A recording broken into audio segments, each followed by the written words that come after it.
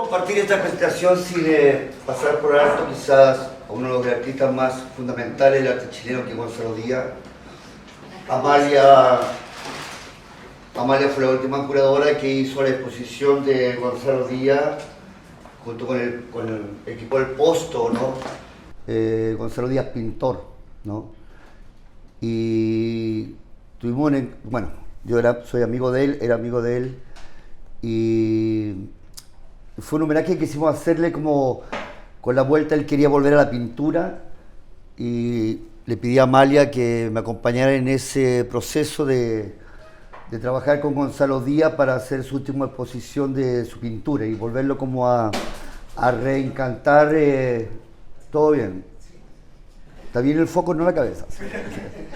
Para volverlo a reencantar con la pintura y también como darle un poco más de kilómetros a su vida, ¿no? Y me gustaría, Amalia, ¿cómo fue esa experiencia de haber trabajado con Gonzalo Díaz? Yo creo que una de las últimas veces que estuvimos sentados así fue como a principios de este año, como comentaba Sergio, preparando o ya presentando lo que fue esa última exposición. Había una sospecha que podía ser la última y Sergio tenía el plan de hacer este homenaje y toda la responsabilidad que en ese momento podía recaer, como se sentía el peso, ¿no?, de la responsabilidad de hacer una exposición a alguien como Gonzalo Díaz. Y sin embargo era como un cierre de ciclo muy natural porque él tenía esta intención de volver a pintar. Estando en su casa vimos el boceto de la obra que nunca terminó de pintar porque había un impedimento físico o mayor dificultad de poder hacerlo.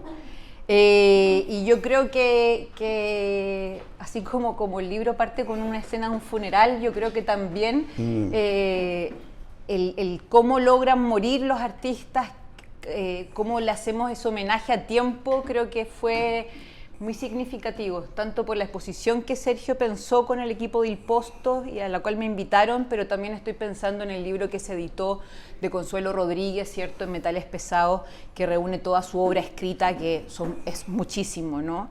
Entonces, fue una tremenda experiencia y alcancé a darle un piropo. No sé si todos se acuerdan de MacGyver en la tele.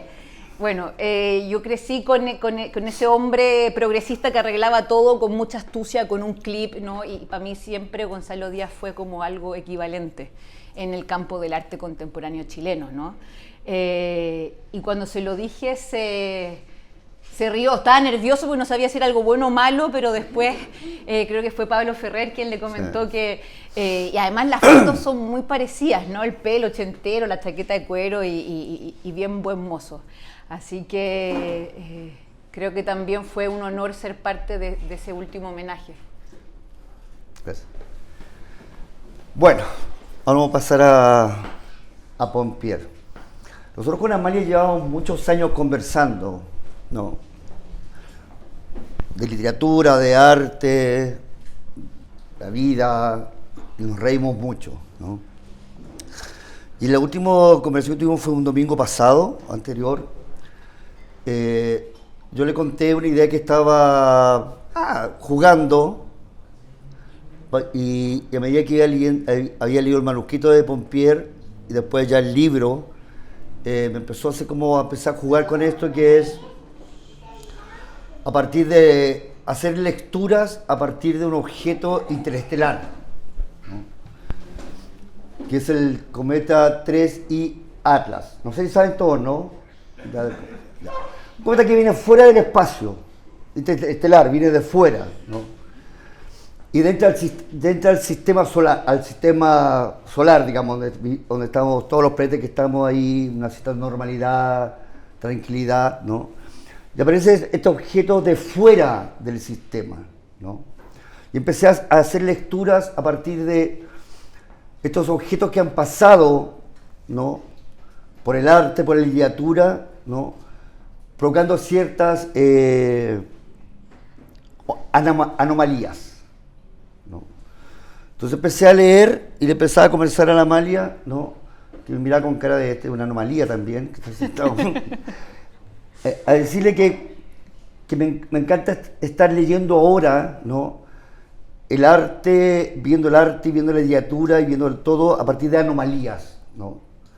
Que no logramos percibir en su momento, pero después la empezamos a significar y a pensar, ¿no? Que no todo se nos presenta inmediatamente, no tenemos ni las herramientas, ni el conocimiento, ¿no? Y hay muchos objetos de la literatura, ¿no? Y del arte que tienen anomalías o pusieron anomalías en el arte y que aún nos interesa estudiar. Y ahí aparecen los archivos, y aparecen las exposiciones, para poder entender cómo esas anomalías de alguna forma diseminaron el arte, ¿no? Una de esas anomalías es Gonzalo Díaz, por ejemplo, ¿no? En términos de desde un cuerpo, ¿no? Desde un cuerpo empieza a dejar lo monumental, ¿no? Como figura, digamos, ¿no? Una anomalía con un lenguaje especial, con una escritura especial, que yo creo que recién en el tiempo vamos a ver que Gonzalo Díaz era un gran escritor, un tipo brillante en su escritura, en términos y también de las cartas, en términos de encarar al otro, ¿no? Que es notable. Y en esa anomalía aparece Pompier como una anomalía más de la literatura chilena, ¿no? Pompier es una anomalía que, para uno que el lector lo viene conociendo a mediados de los fines de los 70, 80, uno conoce a Pompier, ¿no? Porque circulaban las conversaciones, tuvo la suerte de conocer a Enrique Lin en su momento y verlo actuar también como actor de teatro, en una obra de teatro, ¿no? Y en esa anomalía que tiene Pompier pasó mucho tiempo, circulaba el catálogo, pero no había una publicación, ¿no? Que registrara este pasar, ¿no? Este viaje que produce Pompier en la literatura chilena, ¿no? Y que también disemina otras disciplinas, ¿no? Y donde otros artistas también se acoplan a esta figura y también trabajan con esa figura, como Dietborg, Fernando Flores y todo eso, ¿no? Y produce una comunidad, ¿no? Entonces quería preguntarte en términos, ¿cómo parte este Pompier en ti? ¿Cómo aparece esta figura de Pompier? Más allá de Enrique Lin. Sí, o sea, de hecho no comenzó por Enrique Lin necesariamente.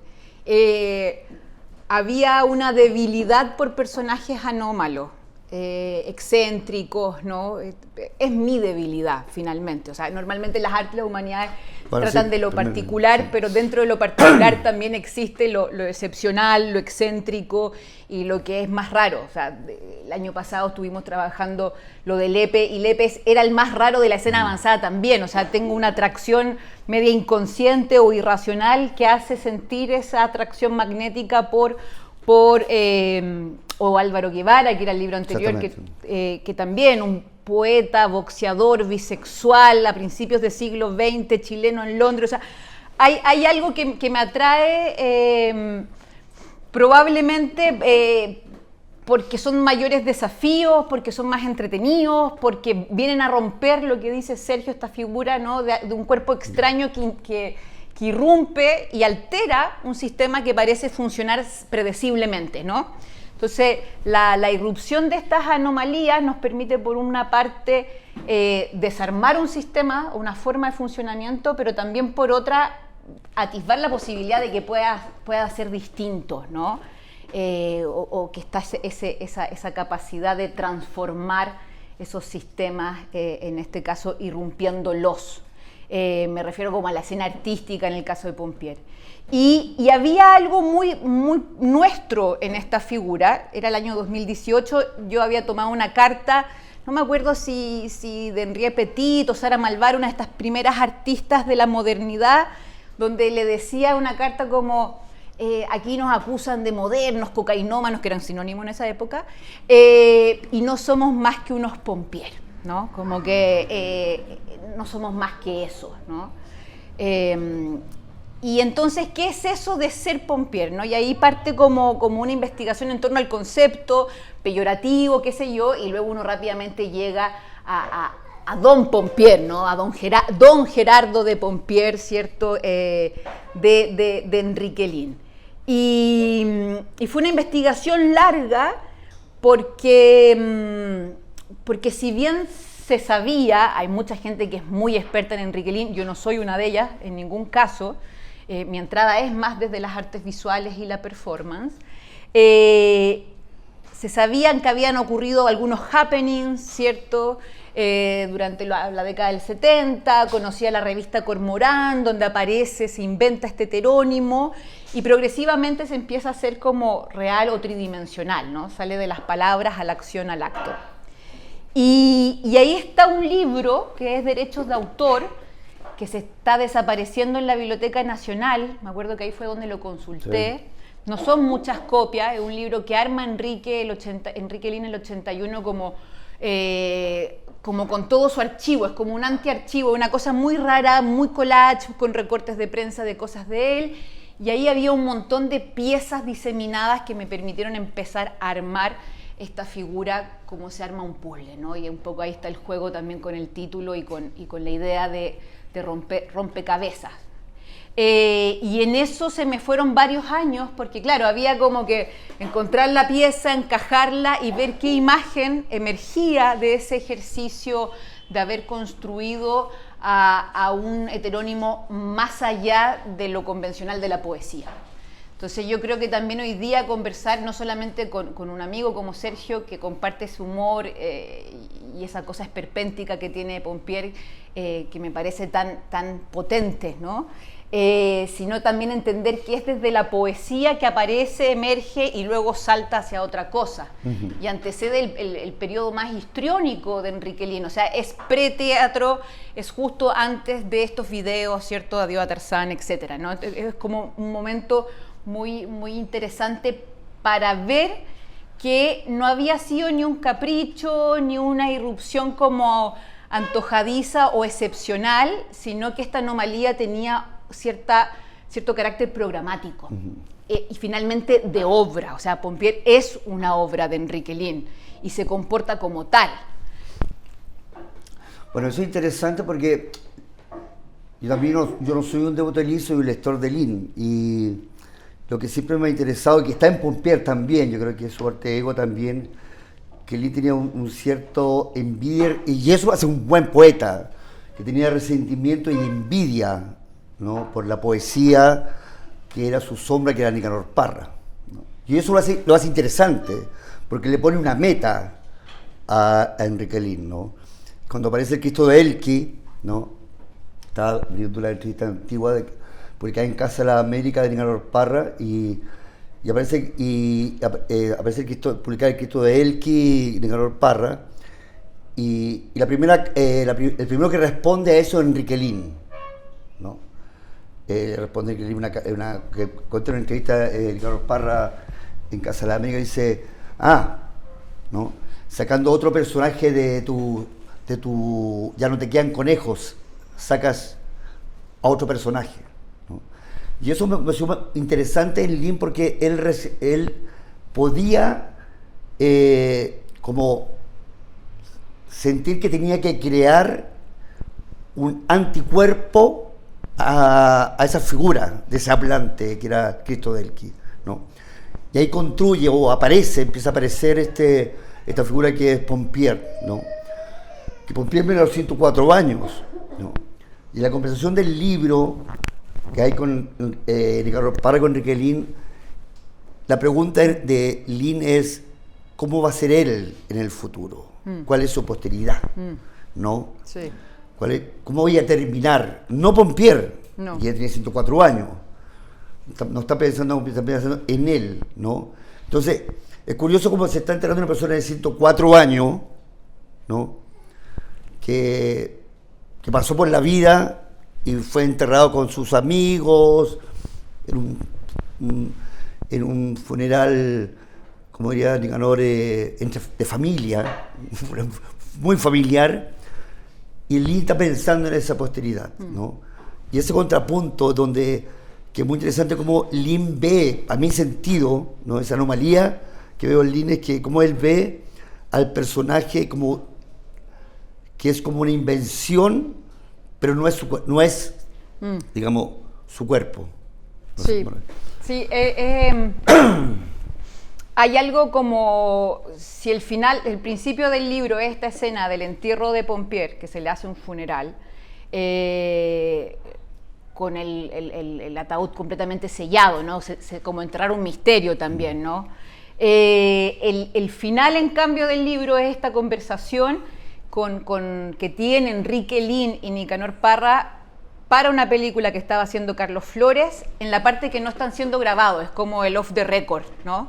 Entonces como que cambian el tono, empiezan a hablar, pero también se hacen preguntas, y claro, él le dice, o sea, tú lo que le hiciste a la poesía chilena fue permitir una especie de superando el heterónimo propio de la poesía, crear un personaje que hable, ¿no?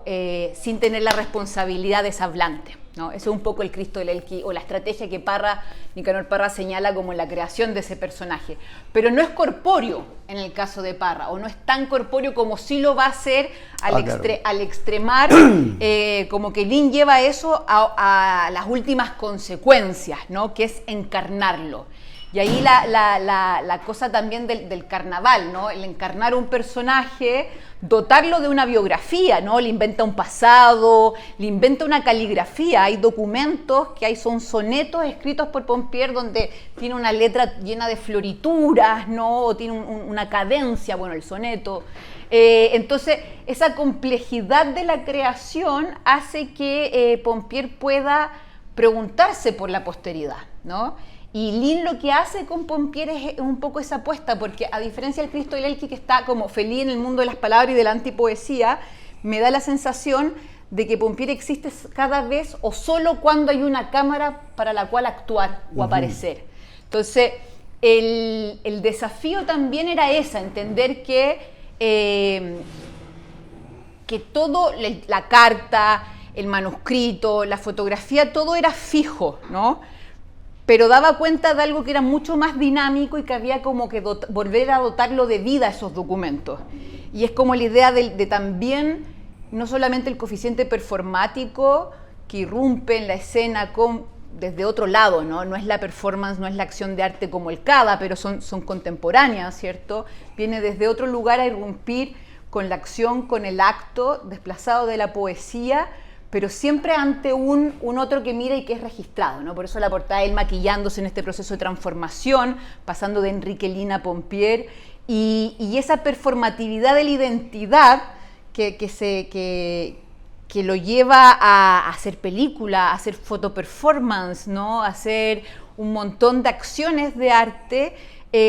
Había que, y esta es otra pregunta que hablamos hoy día también, pero que viene al lugar, había que lograr transmitir eso narrativamente, ¿no? O sea, decir como no basta la foto fija o no basta el documento estático que el tiempo paraliza o sedimenta, sino que había que lograr ver este cometa anómalo en ejercicio, ¿no? En movimiento. Y ahí yo creo que ese era más que nada el desafío desde la investigación hacia la escritura, ¿no? Cómo ese material que uno recopila se puede volver un relato o una narración y qué le hace esa narración al documento y viceversa, ¿no? Ahí había también algo performático desde mi propia autoría, permitiéndome ciertas libertades de la imaginación también, ¿no? O sea, la mente completa lo que no tiene, eso es una forma que seamos más o menos rigurosos, funciona así. Sí, bueno, eso se nota mucho en el libro también, y eso se agradece mucho también, dejar que fluya, ¿no? Hay un placer de la escritura también, ¿no? Sí, hay una... Es que pienso en Pompier, digamos, como personaje, en una escena que es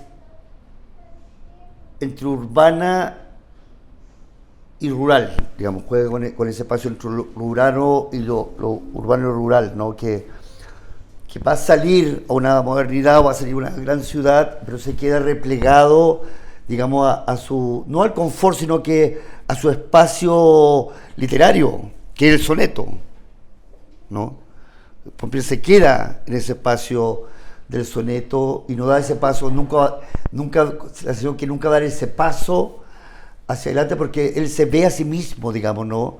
Como una figura que ya se está alejando del sistema, ¿no? Y es como los últimos objetos, digamos, que pasa por un sistema y se va, que se lleva al soneto, ¿no? Y eso es interesante cómo tú lo trabajas ahí, ¿no? En términos de cómo revisar esos documentos, ¿no? Y donde de alguna forma el entierro tiene que ver con eso, ¿no? Sí, yo creo que ahí había una clave, porque obviamente Pompier es un ser anacrónico, ¿no? Y que su propósito es serlo para poder marcar estas como diferencias temporales, ¿no? Entre el conflicto de la modernidad o de la vanguardia, o sea, como que al ponernos en otro tiempo tensiona al presente todo el rato, porque te pone como un contrapunto. Y por eso se viste como del siglo XIX y esta desubicación entre París, Santiago, Talca. En vez de Talca es Melipilla en su caso, el fondo de los transparentes, donde él decide cómo vivir en ese otro tiempo que no es el tiempo, ¿cierto?, de la ciudad, al revés, ¿no?, el tiempo del retiro. Y ahí ocurre, ¿cierto?, que lo que va apareciendo en Pompier es como toda una complejidad, y esto no es una idea mía, es una idea que yo me junté muchas veces a tomar té con galletas con Pedro Lastra, quien era una figura, para poder investigar esto, los testimonios de quienes participaron en las acciones fueron clave, o sea, desde fotógrafas que registraron como la Paerrazo y Leonora Vicuña, sí. Óscar Gacitúa, ¿cierto? Y obviamente Pedro Lastra también, entre otros. Y él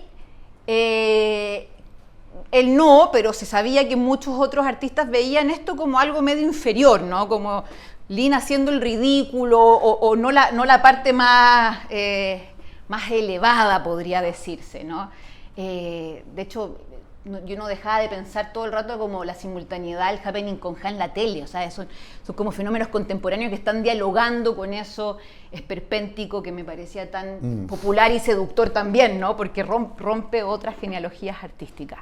Y ahí lo que ocurría y lo que atisbaba yo como en las conversaciones con Pedro Lastra era precisamente que había porque era muy crítico Lin, era muy estudioso, ¿cierto? Tenía un pasado desde el arte, siempre siguió dibujando hasta el final, conocía muy bien de qué estaba hablando cuando hablaba del siglo XIX y estos gustos afrancesados, o sea, fue criado por su abuela, que la analoga en un poema con una máquina de escribir, también como el tiempo de la máquina de escribir. Pero bueno, para no irme, había ahí como un artefacto pensado, ¿cierto?, que instalaba, más que una bomba de tiempo, una crítica a un sistema cultural, ¿no? Con todos nuestros males, la copia maltrecha, el referente diferido, ¿no?, respecto a París como metrópoli, pero viéndolo como no algo negativo, sino que algo propio. Y ahí en esa asimilación pasaban estas transformaciones también de poder poner en tensión, y además a través de la parodia, el ridículo, el disfraz y el desenfado, poner en tensión esos problemas crónicos, en el sentido de temporalidades, ¿no?, de cronologías o de destiempos, ¿no?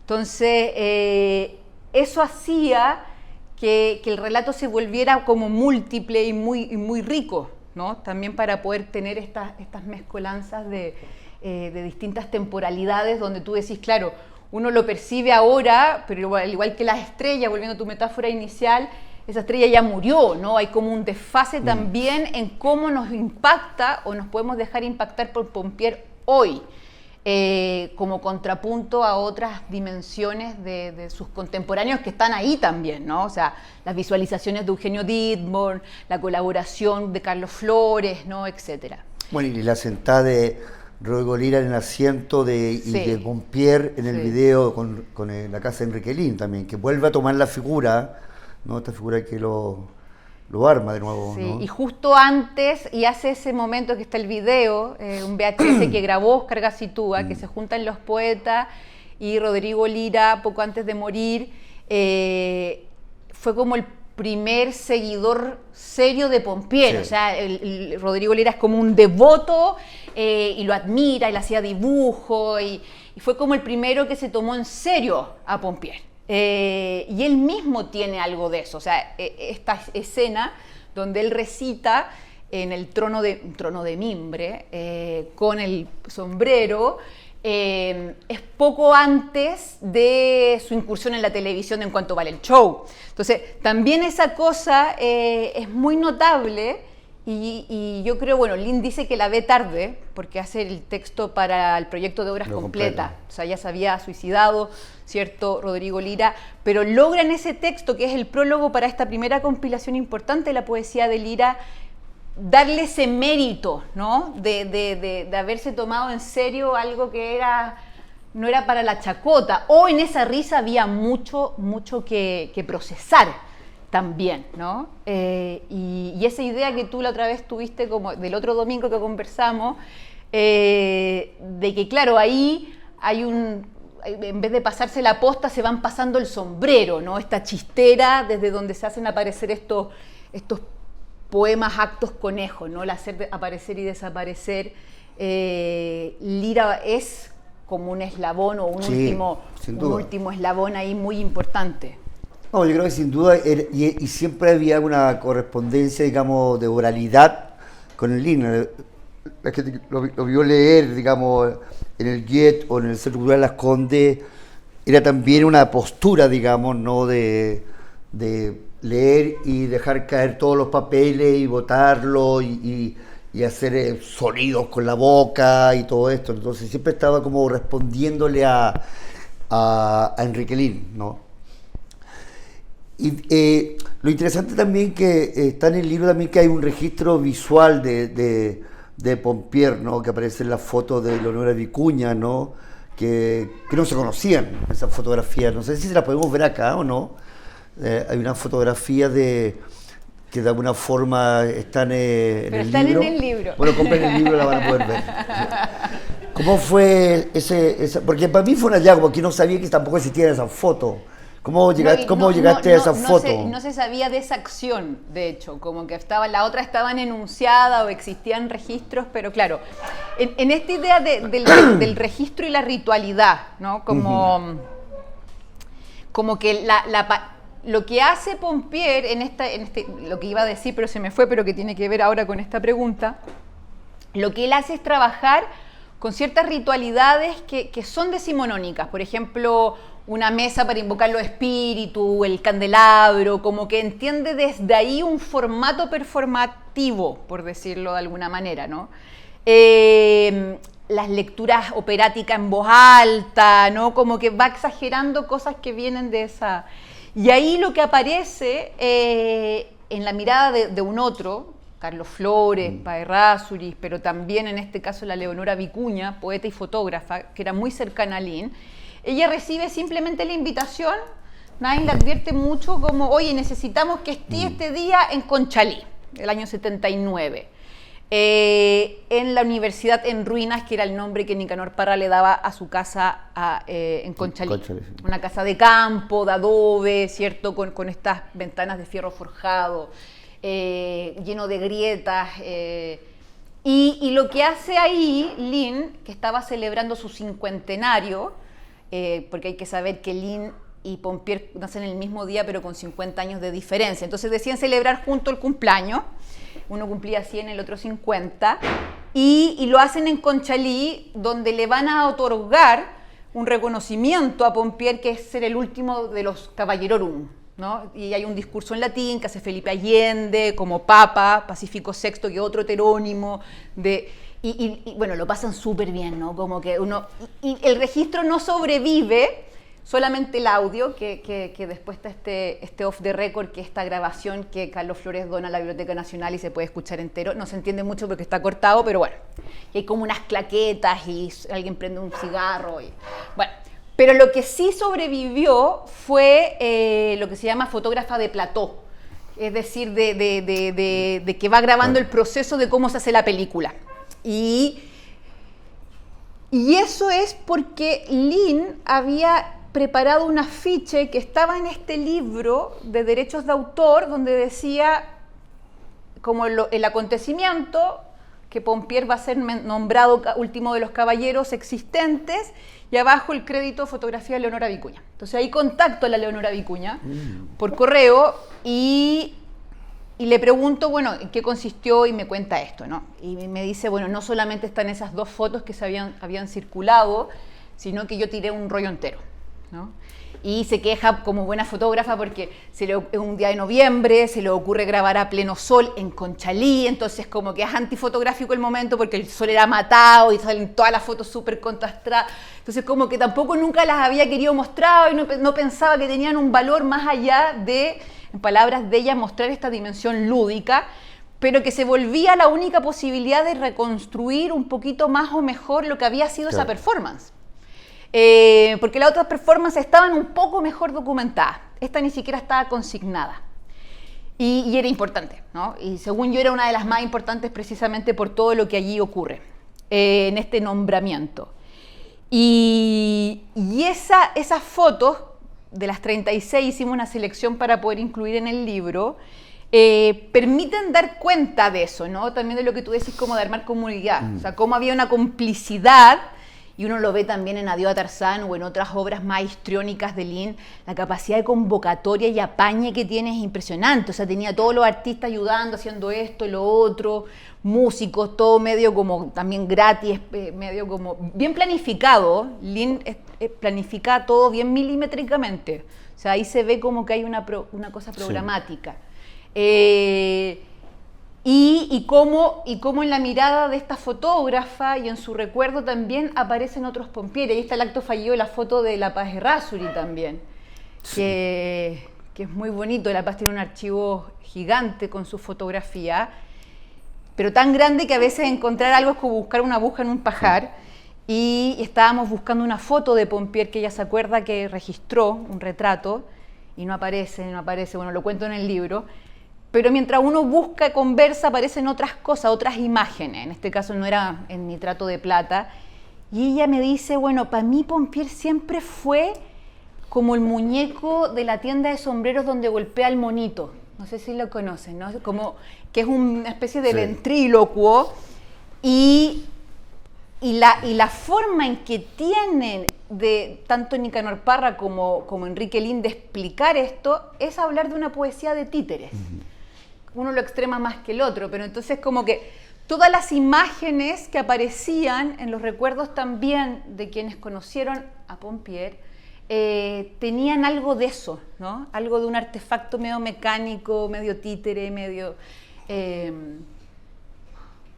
Entonces las imágenes ocupaban un lugar fundamental, a tal punto que en un principio, menos mal no fue así, este libro iba a ser un álbum de fotos, jugando con el formato de álbum decimonónico también, pero me pasaba eso, que quedaba todo muy fijo, ¿no? Muy estático, cuando esto era son artes del cuerpo, ¿no? Es más movimiento, es más dinámica.